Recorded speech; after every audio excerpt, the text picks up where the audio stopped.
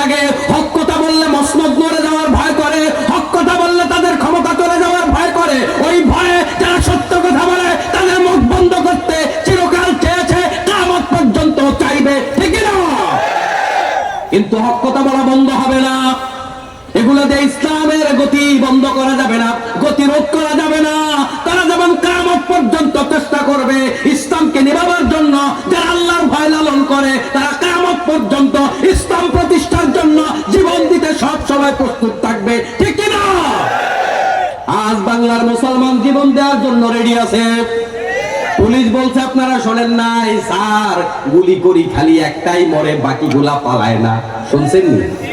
শুনছেন আপনারা? এটাই আমাদের বিজয়। আমরা দেশের তরুণদেরকে বোঝাতে সক্ষম হয়েছি, এদেশের যুবকরা বুঝতে পেরেছে কারা আমাদের বন্ধু, কারা আমাদের শত্রু, কারা বাংলাদেশের পক্ষে, কারা পাশের দেশের দালাল। এদেশের যুবকেরা দেশের বন্ধু এবং দেশের শত্রু চিনতে সক্ষম হয়েছে।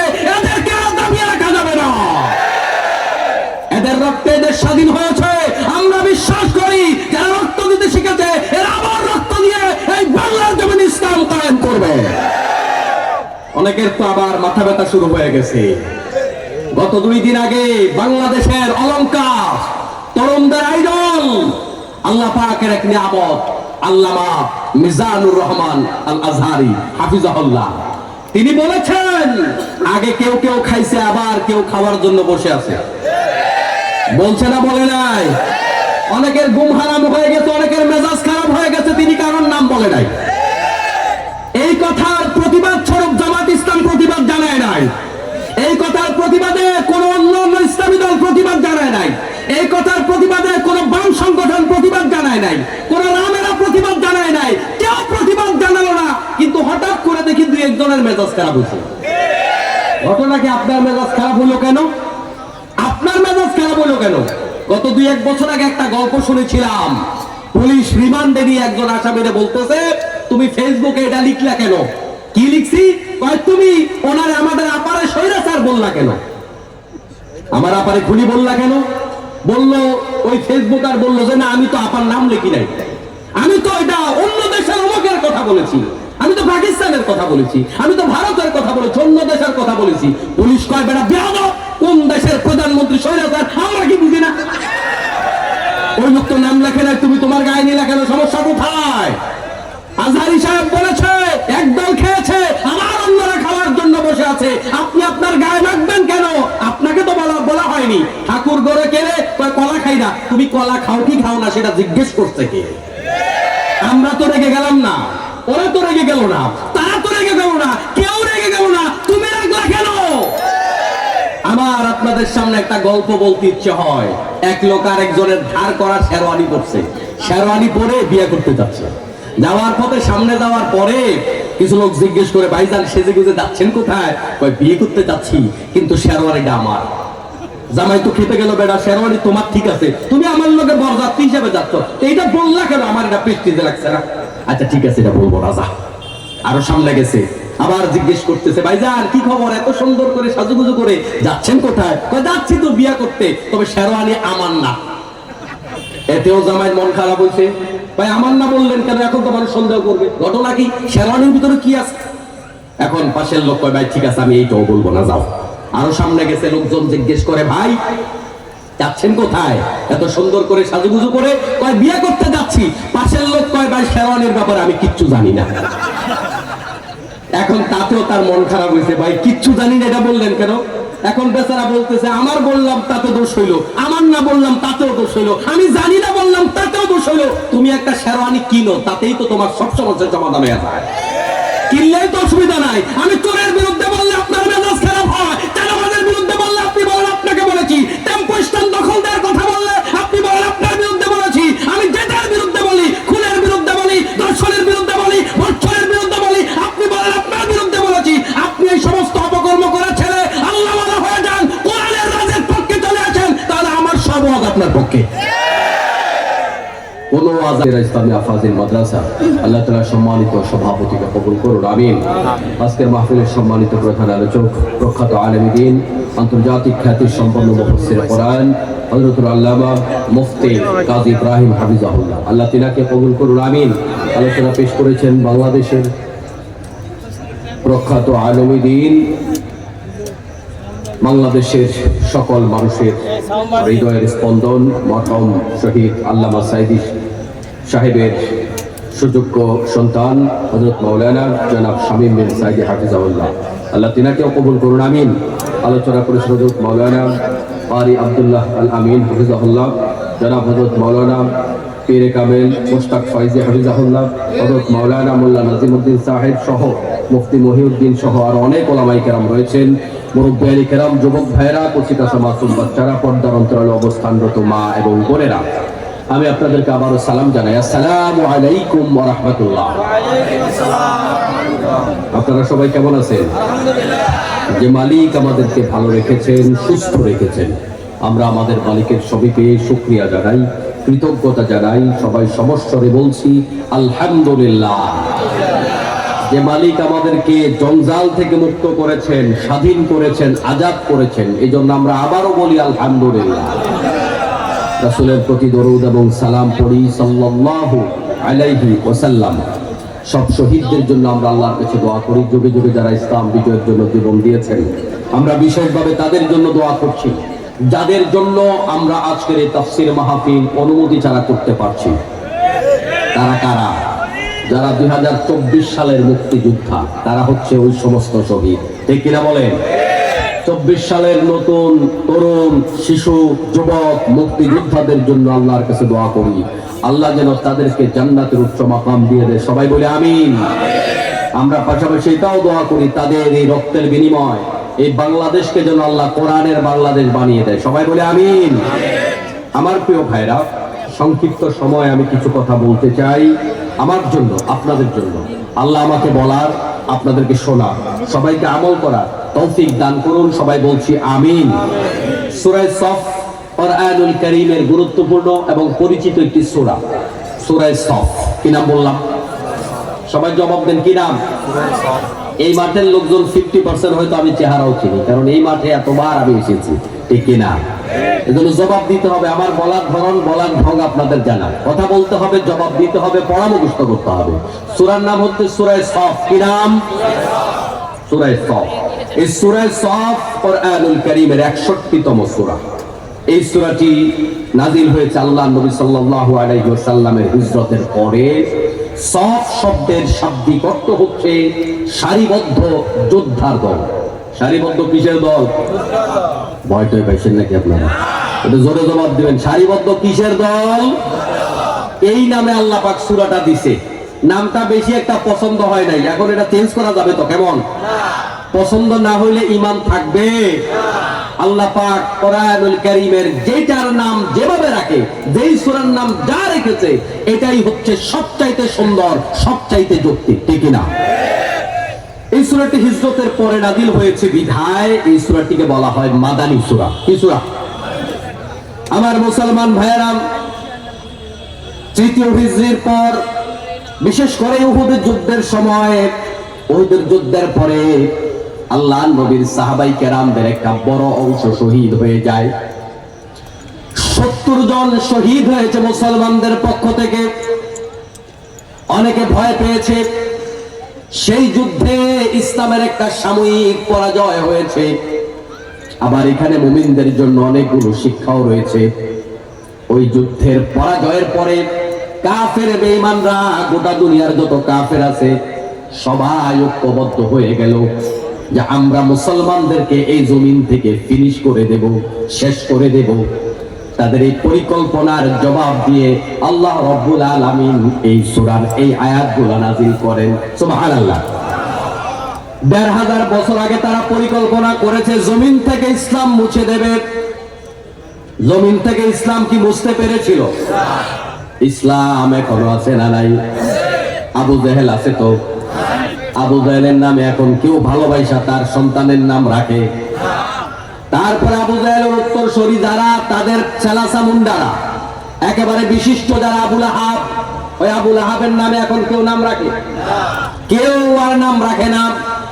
আল্লাহর নবীর সন্তানরা যখন একে একে দুনিয়ার থেকে চলে গেল, শয়তানের গোষ্ঠীরা বলতে থাকলো মুহাম্মদ হচ্ছে আপনার লেজ কাটা নির্বংশ, মুহাম্মদের কোনো বংশ নাই, সবগুলা সন্তান মারা গেছে। আল্লাহর নবী মর্মাহত হলেন। আল্লাহ পাক সূরা কাউসার নাজিল করে জবাব দিলেন, ও দুনিয়ার কাফেররা শুনে রাখো, আমার নবী লেজ কাটা নয়, আমার নবী নির্বংশ নয়, বরং তোমরা নিজেরাই নির্বংশ। আল্লাহর নবী জবাব দেয় নাই, জবাব দিয়েছে কে? আল্লাহর কথা সত্য হয়েছে নাকি হয় নাই? এই জন্যই তো তাদের অনুসারী এখন খুঁজে পাওয়া যায় না। কোন হিন্দু, বৌদ্ধ, খ্রিস্টান, তাদের মধ্য থেকেও কাউকে দেখবেন না তাদের নাম রেখেছে আবুল আহাব, তাদের নাম রেখেছে আবু জেহেল, এরকম লোক পাওয়া যায় না। কিন্তু গোটা দুনিয়ার সব দেশে মুহাম্মদ নামের লোক আছে নাকি নাই? কম না বেশি? আমাদের সবার নামের শুরুতেই আমরা মুহাম্মদ লাগায় দিয়েছি।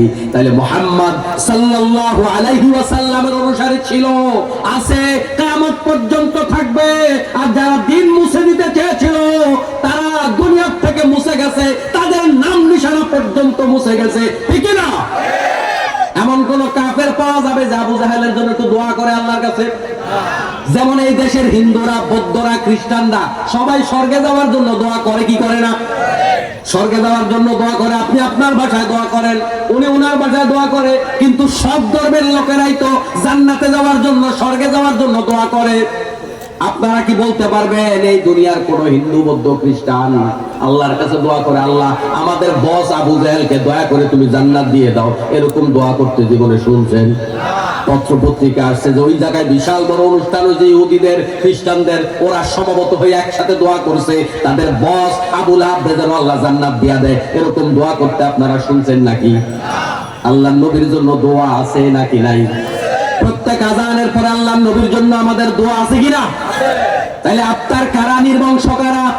আমার মুসলমান ভাইরা যখন দুনিয়ার কাফেররা একসাথ হয়েছে আল্লাহর নবীর ইসলামকে মুছে দেওয়ার জন্য, আল্লাহ তাদের কথার জবাব দিয়ে এই সূরার আয়াতগুলো নাযিল করলেন। আল্লাহ তাআলা বলছেন, ইউরিদুনা লিইউতফিউ নূরাল্লাহি বিআফওয়াহিহিম ওয়াল্লাহু মুতিম্মু নূরিহি ওয়ালাউ কারিহাল কাফিরুন। আল্লাহ বলেন, ইউরিদুনা লিইউতফিউ নূরাল্লাহ, তারা তাদের মুখের ফুৎকার দিয়ে আল্লাহর নূর নিভাতে চায়। আমার প্রিয় ভাইয়েরা, আপনারা এখানে যত লোক আছেন সবাই মিলে একটা টিউব লাইট কি মুখের ফুৎকার দিয়ে নিভাইতে পারবেন? টিউব লাইট যদি মুখের ফুৎকার দিয়ে নিভানো না যায়, তার চাইতে বড় লাইট যেটা ওইটা কি নিভানো যাবে? আল্লাহর আলো কি জমিন থেকে নিভানো যাবে? আল্লাহ উদাহরণ কি দিয়েছে দেখেন, দুনিয়ার লাইট যারা মুখের ফুৎকার দিয়ে নিভাইতে পারে না, ওরা আল্লাহর নূর নিভাইতে চায়। যে আল্লাহ সকল নূরের স্রষ্টা, যে আল্লাহ রাব্বুল আলামিন আকাশ তৈরি করেছে, ওই চাঁদ তৈরি করেছে, সূর্য তৈরি করেছে, ওই সূর্যের কাছে মানুষ যেতে পারে না। মানুষের এত বড় ক্ষমতা নাই, ওই সূর্যের কাছে যেই মানুষ যেতে পারে না, সূর্যের স্রষ্টার আলো ওই মানুষ নিভাতে চায়। এটা পাগলের প্রলাপ ছাড়া আর কিছু হতে পারে না, ঠিক কিনা? প্রিয় মুসলমান ভাইরা, ভালোভাবে খেয়াল করুন, আল্লাহ তাআলা বলেছেন ইউরিদুনা। এই শব্দটি মুজারের সিগা যারা মাদ্রাসায় পড়েছেন তারা জানেন, এটা দুই কালের অর্থ বহন করে একসাথে, বর্তমান এবং ভবিষ্যৎ। আরবিতে মুজারের সিগা দুই কালের অর্থ প্রকাশ করে, একই সাথে কাল দুইটা বোঝায়। ইউরিদুনা অর্থ হচ্ছে তারা এখন চায়, ভবিষ্যতেও চাইবে। আল্লাহর নবীর জামানায় চায়, কিয়ামত পর্যন্ত তারা চাইবে। তাদের টার্গেট হলো জমিনটাকে, ইসলামটাকে মুছে দিতে হবে। এখন আমাদের বাংলাদেশের জন্য আয়াত এটা প্রযোজ্য। সৌদি আরবেও চেয়েছে ওই কাফেররা আল্লাহর নবীর ইসলাম মুছে দিতে, বাংলাদেশেও কাফের বেঈমানরা চায় বাংলাদেশের ইসলাম মুছে দিতে। আছে না নাই? যোগে যোগে ইসলাম মুছে দেওয়ার দায়িত্ব পালন করেছে দুইটা গ্রুপ। কয়টা গ্রুপ? এক শ্রেণী হলো মুনাফিক, আরেক শ্রেণী হলো কাফের। কাফেররাও ইসলাম মুছে দেওয়ার চেষ্টা করেছে, মুনাফিকরাও ইসলাম মুছে দেওয়ার চেষ্টা করেছে। তবে কাফেরদের চাইতে মুনাফিকদের বিরোধিতা ইসলামের জন্য বেশি ক্ষতিকর, কারণ কাফের চিনা যায়, মুনাফিক চিনা যায় না। কাফের মসজিদের বাহিরে বিরোধিতা করে, মুনাফিক মসজিদের ভিতরে বিরোধিতা করে। কাফের মাহফিলের বাহিরে বিরোধিতা করে, মুনাফিক মাহফিলের ভিতরে বিরোধিতা করে। কাফের মাহফিল বন্ধ করার জন্য আছে না, মুনাফিকরা বাংলাদেশের মাহফিল বন্ধ করে, ঠিক না? গত 16 বছরে বাংলাদেশে হাজারো হাজারো মাহফিল বন্ধ করেছে। এগুলোর জন্য আমরা এদেশের হিন্দুদেরকে দায়ী করি না, আমরা বৌদ্ধদেরকে দায়ী করি না, আমরা খ্রিস্টানদের দায়ী করি না। এগুলা বন্ধ করেছে এক ধরনের নামদারি, হাজি বেশদারি, নামাজি বেশদারি, মুসলমান নামের মুনাফিক, ঠিক কিনা? আপনারা জেনে থাকবেন গত বছর মাহফিল এটা হয়েছে। আপনাদের সাথে অনেক বছর আমার দেখা হয়, তবে গত বছর দেখা হয় নাই, ঠিক না? পোস্টারেও কিন্তু আমার নাম ছিল। এলাকার কোন জায়গায় মামুন হোসেন হাবিবি কার ছাগল চুরি করছে। এই মাহফিলে আসতে সমস্যা কোথায়? আপনাদের বিপক্ষে যাবে না, ঠিক কিনা? আপনি আরেকজনের থেকে ধার করবেন আর বলবেন যে আপনারা বলছে কেন? আপনি চুরি, চামারি, সাদাবাজি, টেন্ডারি, বদমাইশি, দর্শন, ইফটিজিং, দখল, তারপরে মানুষের বাড়িঘর দখল করা, এই সমস্ত কাজ কাম ছেড়ে দেন, দেখবেন হুজুরদের কোনো আজ আপনার বিপক্ষে নাই। আপনি আজই ঘোষণা দেন, জমিন যার আইন চলবে তার, আমাকেও কবরে যাওয়া লাগবে, মরা লাগবে, মানব রচিত আদর্শের রাজনীতি আগে করেছি, সব ছেড়ে দিলাম। এখন থেকে আমি টাটকা মুসলমান, সবার আগে আমি মামুন হোসেন হাবিবি ওই নেতার কাছে বায়াত গ্রহণ করব। কথা কি বুঝতে পেরেছেন? এখন আপনি চুরি বন্ধ করবেন না, আবার আমাদের বলতেও দিবেন না। কি একটা অবস্থা! চুরি করে তো তাতে কোনো দোষ নাই, হুজুরে কইছে কাইনা দোষ। কারণ হুজুর রাজনৈতিক ওয়াজ করছেন কেন মাহফিলে? আপনারা দাঁড় করাই দিলে তো আপনি সারাক্ষণ ভোট চান। আপনি এই মঞ্চে দাঁড়িয়ে ভোট চাইতে পারবেন, আপনি এই মঞ্চে দাঁড়িয়ে আর একজনকে গালি দিতে পারবেন, আর হুজুর হক কথাও বলতে পারবে না। কি আজব কথাবার্তা! আমার মুসলমান ভাইরা, বলছিলাম ইউরিদুনা লিইউতফিউ নূরাল্লাহ, আল্লাহ বলেন তারা এখন চায় আর ভবিষ্যতেও চাইবে। এটা কিয়ামত পর্যন্ত এই শব্দ বলবৎ থাকবে। এখনো নিভাতে চায়, কিয়ামত পর্যন্ত নিভাতে চাইবে। এবার নিবানোর জন্য কি করা দরকার? নিবানোর জন্য হুজুরের বিরোধিতা করা দরকার, নিবানোর জন্য হুজুরের রিমান্ডে দেওয়া দরকার, নিবানোর জন্য হুজুর রায়নগরে নেওয়া দরকার, নিবানোর জন্য হুজুরের হাত পা ভাঙা দরকার, নিবানোর জন্য মিথ্যা মামলা দিয়া হুজুরে ফাঁসির রশি তার গলায় লাগানো দরকার, নিবানোর জন্য যা যা করা দরকার। কারণ দিন তো আর শয়তান কায়েম করতে চায় না, ইসলাম তো আর শয়তান কায়েম করতে চায় না, ইসলাম কায়েম করতে চায় তো হুজুররা। এজন্য হুজুরদেরকে বিদায় করার জন্য যা করা দরকার সবগুলাই করতে হবে। ও মুসলমান ভাইরা, আপনাদের কাছে একটা বিষয় স্পষ্ট করে বলে যাই, ভালো করে মাথায় ওয়াজ ঢুকায়া বাড়ি যান। আমারও ভুল হতে পারে, আপনারও ভুল হতে পারে, যে কোনো আলেমের ভুল হতে পারে। তবে আলেমদের ভুল যদিও হয়, হতেই পারে, আলেমরাও মানুষ। মোটা দাগে আলেমরাই জাতির সবচাইতে ভালো সন্তান। কারা সবচেয়ে বেশি সত্য কথা বলে, কারা সমাজের মধ্যে অন্যায়ের সাথে জড়িত নয়, কারা সমাজের মধ্যে অপরাধের সাথে জড়িত নয়, আপনি খুঁজলে দেখবেন 1 নম্বরে হুজুররা আছে। ভুল বলছি নাকি? সঠিক বলি নাই? এখন যারা বলছিলাম আজহারির ব্যাপারে কথাবার্তা বলা শুরু করেছে, একজন বলল যে আজহারি না মাঝহারি। যারা বলেছে এই প্রতিটা কথায় জাতি তোমাদেরকে বুড়ো আঙুল দেখাবে। আজহারিকে এই জনপ্রিয়তা দেখে অনেকের তো মেজাজ গরম হয়ে গেছে, কারণ আজহারির এই কণ্ঠ যারা শুনতে এসেছে, তারা আল্লাহর কথা শুনতে এসেছে। আগামীতে তারা কোনো বামরামকে সামনে বসানোর জন্য প্রস্তুত না, এরা সেটা বুঝতে পেরেছে। বাংলাদেশের সকল মরা নেতা, জিন্দা নেতা, পাতি নেতা, সাদা নেতা, পুরাতন নতুন, যাদেরকে বাপ ডাকতে রাখতে মুখের ফেনা ছুড়ে ফেলাইছো, ওই সবগুলা বাপকে কবর থেকে উঠাই আইনা বর্তমান নেতা সবগুলোকে একসাথ করে যদি একটা মিটিং দেওয়া হয়, আর পাশে যদি আজহারির মিটিং দেওয়া হয়, তোমাদের সমাবেশে কুকুর ঘুমাবে না। ওইটা দেখে এদের মাথা খারাপ হয়েছে। এই শক্তি তো ইসলামের পক্ষের শক্তি, এই শক্তি তো আমাদেরকে চায় না। তাহলে তোমরা ইসলামওয়ালা হয়ে যাও। নির্বাচনের সময় সবাই তো নামাজি হয়ে যাচ্ছ, মাথায় টুপি দিচ্ছ, মাথার মধ্যে ঘোমটা দিচ্ছ, স্থায়ীভাবে ইসলামওয়ালা হয়ে যাও না, অসুবিধা কোথায়? প্রিয় মুসলমান ভাইয়ের, আল্লাহকে সাক্ষী রেখে বলছি, আমরা কারোর শত্রু নই, আমরা কারোর শত্রু নই। আপনি জাহান্নামের কিনারায় চলে গেছেন, আপনাকে আমরা জাহান্নামের কিনারা থেকে জান্নাতের পথে আনতে চাই। হয়তোবা আপনার কষ্ট লাগে, ঠিক কিনা বলেন? যখন কোন সন্তান পুকুর পাড়ে নদীর ধারে চলে যায়, খেলাধুলা করতে করতে একেবারে নদীর কাছাকাছি চলে যায়, তখন পিতামাতা তার সন্তানটাকে তাড়াতাড়ি করে আগলে নিয়ে আসে। আর তখন সন্তান চিল্লা পাল্লা করে যে আমাকে আমার খেলাটা নষ্ট করে নিয়ে গেল, আমার দারুণ বড় ক্ষতি করলো। পিতামাতার সন্তানটাকে পুকুর পাড় থেকে তাড়াতাড়ি করে নিয়ে আসলো, এটা কি সন্তানের ক্ষতি করলো নাকি উপকার করলো? ক্ষতি না উপকার করলো? কিন্তু সন্তান বুঝে না। আমরাও আপনাদের উপকার চাই, আমরাও আপনাদের কল্যাণ চাই। এই বাংলাদেশের একটা মানুষ জাহান্নামে যাক এটা আমরা চাই না, আমরা আপনাদেরকে নিয়ে জান্নাতে যেতে চাই। কিন্তু বন্ধু মনে রাখবেন, আলেম ওলামার বিরোধিতা করলে ঈমান থাকে না, ঈমান থাকে না। আলেমদেরকে ছাড়া ইসলামের চিন্তাও করা যায় না। আলেম আর ইসলাম একে অপরের সাথে ওতপ্রোতভাবে জড়িত। আলেমদের বিরোধিতা করে মুসলমান থাকা যায় না, আলেমদের বিরোধিতা করে ইমানদার থাকা যায় না। এই জন্য আপনি আলেমদের পক্ষে চলে আসেন। আলেমদের পক্ষে যদি আসতে না পারেন, আপনার এই সমস্ত মানব রচিত আদর্শ আপনাকে জাহান্নামে নিয়ে যাবে, ঠিক কিনা? প্রিয় মুসলমান ভাইরা, আল্লাহ রাব্বুল আলামিন বলেন, ইউরিদুনা লিইউতফিউ নূরাল্লাহ, মুখের ফুৎকার দিয়ে আল্লাহর নূরকে নিভাতে চায়। তারা মনে করেছে মাত্র 10টা লোককে ফাঁসি দিলে এই আন্দোলন বন্ধ হয়ে যাবে। এই আন্দোলন কি বাংলাদেশে বন্ধ হয়েছে? 10টা লোকের ফাঁসি তো মিথ্যা মামলা দিয়ে দিয়েছেন। ওই মিথ্যা মামলার বিচারও এই বাংলার জমিনে হবে। কারা মিথ্যা সাক্ষী দিয়েছে তাদের বিচারও এই বাংলার জমিনে হবে ইনশাআল্লাহ, ঠিক কিনা বলেন? ওই মিথ্যা মামলা দিয়া কবরে পাঠিয়ে দিয়েছেন অনেক আলেমদেরকে। ও মুসলমান ভাইরা, এগুলাতে আমরা ঘাবড়ে যাই না, কারণ আমরা ইউসুফ আলাইহিস সালামের ঘটনা জানি। আল্লাহ তাআলা সূরা ইউসুফ দিয়ে আমাদেরকে শিক্ষা দিয়েছেন, ও দুনিয়ার মানুষেরা, তোমাদের বিরুদ্ধে ষড়যন্ত্র আছে, ষড়যন্ত্র থাকবে। ওই ষড়যন্ত্র করতে করতে একটা পর্যায়ে যদি ইউসুফ আলাইহিস সালামের মতো যদি এমন হয়, তোমাদেরকে দর্শনের অভিযোগ দিয়ে যদি তোমাদেরকে ফাঁসি দিয়ে দুনিয়া থেকে বিদায় করে দেয়, তাতেও বাতিলের সাথে আপোষ করবে না। ইউসুফ আলাইহিস সালাম আমাদেরকে সেই শিক্ষা দিয়েছে নাকি দেয় নাই? আল্লাহ তাআলা ইউসুফ আলাইহিস সালামের ঘটনা আপনাদেরকে কেন শোনাইছে? শুধুমাত্র কানসুক করার জন্য, ওয়াজ শুনে মারহাবা সুবহানাল্লাহ আলহামদুলিল্লাহ বলার জন্য?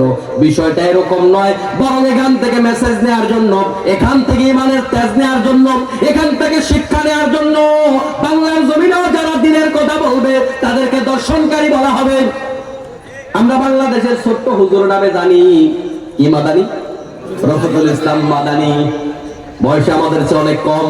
এই লোকটাকে নারী দিয়া, মদ দিয়া, সিগারেট দিয়া তাকে প্রমাণ করার চেষ্টা করেছে নারী লোভী। কিন্তু আল্লাহ রাব্বুল আলামিন জাতির কাছে সবকিছু প্রকাশ করে দিয়েছেন। এই জাতি বিশ্বাস করে না আলেমরা নারী লোভী, ঠিক কিনা? আল্লামা মামুনুল হককে সাহেবকে চেষ্টা করা হয়েছিল, এই জাতি তাদের এই সমস্ত বয়ান খায় নাই। আল্লামা সাইদিকে চেষ্টা করা হয়েছিল, তার নামে বিভিন্ন অডিও রেকর্ড জাতির সামনে প্রচার করেছে, নোংরা অডিও রেকর্ড প্রচার করে তাকে কলঙ্কিত করবার চেষ্টা করেছে। যারা তার পক্ষে কথা বলবে, ওই আমার দেশ বন্ধ করে দেওয়া হয়েছে, ওই কি বলে যে দিগন্ত টিভি বন্ধ করে দেওয়া হয়েছে। প্রতিটা টিভি চ্যানেল দিয়ে হাজার হাজার নয় লাখো লাখো মিথ্যা কথা ওই আলেম ওলামা আল্লামাদের বিরুদ্ধে বলেছে। কিন্তু এই 16 বছরের বয়ান জাতি ঘৃণা ভরে প্রত্যাখ্যান করেছে। এদেশের মানুষ আলেমদের পিছনে এখন পঙ্গপালের মতো ছুটা শুরু করেছে। আপনাদের কারে কয় টাকা দিয়ে আনছে মাহফিলে? কারে কারে টাকা দিয়ে আসছে? 500 করে কে কে পাইছেন? আর তুলেন। হ্যাঁ, বরং মাহফিলে যারা আসে একজনে আরো 5 জনের গাড়ি ভাড়া দিয়ে নিয়ে আসে, ঠিক কিনা? এখন তারা কোনোভাবে যখন দেখতেছে জাতি আমাদের কাছে আসে না, আমাদের কাছে তো পুঁজি নাই, আমাদের ছাত্র সংগঠন জাতির কিচ্ছু দেখাতে পারে না, আমাদের কাছে জ্ঞানের কিচ্ছু নাই, ছাত্ররা আমাদের কাছে আসে না, আমাদের কাছে বিজ্ঞানের কিছু নাই, ছাত্ররা আমাদের কাছে আসে না, আমাদের বক্তৃতার শিক্ষণীয় কোনো কথা নাই, আমাদের কাছে আসে না, আমাদের কথাবার্তার ভিতরে ঘৃণা, হিংসা, বিদ্বেষ, সমালোচনা। তরুণ প্রজন্ম এগুলার খায় না। তরুণ প্রজন্ম দেখেছে এই পচা রাজনীতি আমাদের জাতিকে নষ্ট করে দিচ্ছে। তরুণ প্রজন্ম যখন তাদের কাছে যায় না, এখন তারা কয় জনগণকে টাকা দিয়া নাকি মাহফিলে নিয়ে যায়। আপনারা টাকা খাই আসছেন, কেমন টাকা খাই আসছেন আমার মুসলমান ভাইরা? তাহলে এই চলমান প্রক্রিয়া ছিল, আছে এবং থাকবে আমার মুসলমান ভাইরা। তাহলে এই প্রক্রিয়া চলমান